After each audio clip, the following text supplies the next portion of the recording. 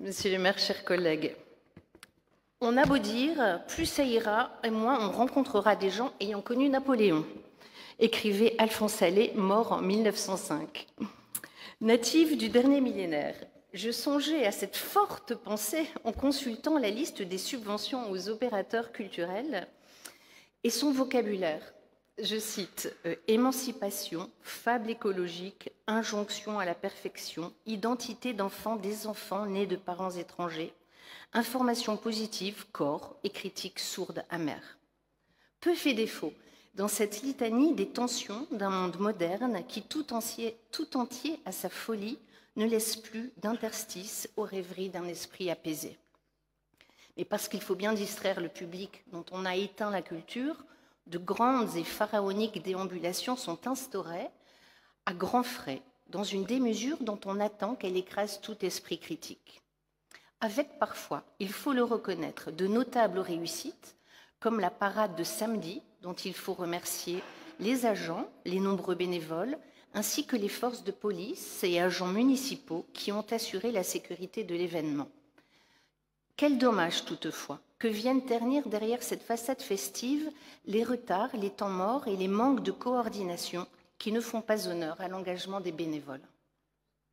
Alors que nous avons encore en mémoire des évêques parisiens costumés en Lidl par Castelbajac et une chanteuse olympique vêtue en lampadaire, voilà que notre rue Faidherbe est parsemée d'étonnantes boîtes dorées dont certains imaginent qu'elles figurent quelques veaux d'or qu'il faudrait adorer, quand d'autres, car elles se nomment monolithes dans l'orthographe anglo-américaine, serait un hommage grandiose à la chevelure dorée d'un président milliardaire, voire à son gratte-ciel éponyme.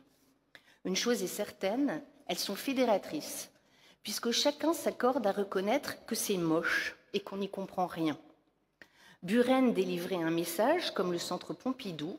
L'artiste espagnol semble nous dire que notre monde n'a plus de sens, car plus rien n'est à comprendre. Pourquoi pas après tout ? Parce que, et c'est cela qui me chiffonne, tout ceci n'est pas gratuit. Et c'est le Lillois qui paye. Comprenons-nous, je serai moins sévère avec un concours de laideur financé sur fonds privés. Après tout, la saleté de Paris lui vaut une renommée mondiale et la tendresse des amateurs des surmulots. Mais Paris est sale de n'être pas nettoyé, ce qui ne coûte rien, tandis que Lille est enlaidie après avoir payé, ce qui fédère certes le contribuable, mais dans une communion hostile, alors même que l'alerte sonne sur les finances des collectivités. Comment sortir de cet imbroglio ? En songeant peut-être à instaurer un jury populaire.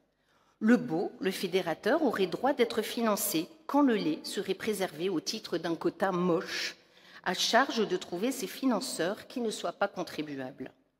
Ainsi, de talentueux artistes locaux pourraient-ils percer au plus près des habitants, sans nuire aux icônes qui n'ont assurément pas besoin d'argent public pour contribuer à leur corne d'abondance. Toutes les formes de culture doivent avoir droit de citer, celle écrasante et obscure d'une élite autoproclamée dont quelques-uns maîtrisent les codes, en même temps que celle des héritiers renouvelés des siècles qui nous ont précédés.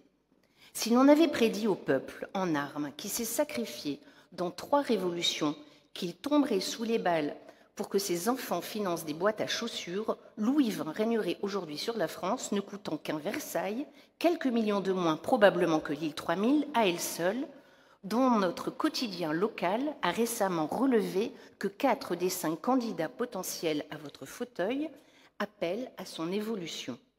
Monsieur le maire, nouvellement désigné, vous échappez au totem exclusif qui nous a coûté si cher. Engagez quelques salutaires économies, renouez avec la proximité, les attentes populaires, le colibri plutôt que l'éléphant. Je vous remercie.